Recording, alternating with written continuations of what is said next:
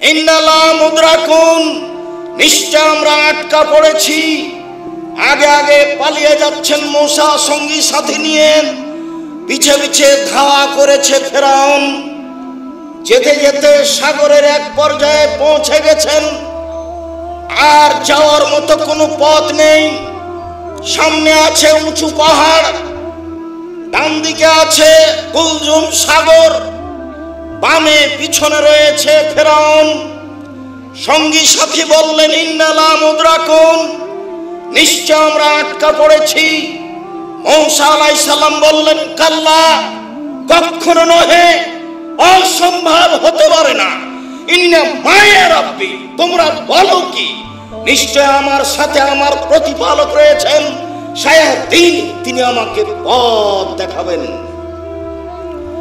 সম্মানিত দিনী ভাই বোন, বাহ্যিক ভাবে কোনো পথ দেখা যায় না। কিভাবে মূসা আলাইহিস সালাম এই কথা বলতে পারেন? কখনো নহে, অসম্ভব হতে পারে না।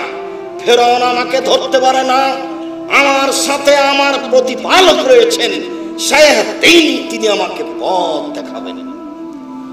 এর নাম মূলত আল্লাহ ভরসা। আল্লাহর উপরে তার কত ভরসা, অগাধ বিশ্বাস। এই সাগর প্রান্তে ফেরাউন তাকে ধরতে পারে না।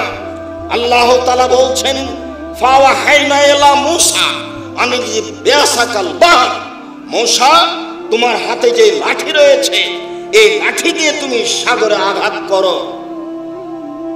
যখন তিনি সাগরের উপরে মারলেন, ফানফালাকা, সাগর ফেটে টুকরা হয়ে গেল।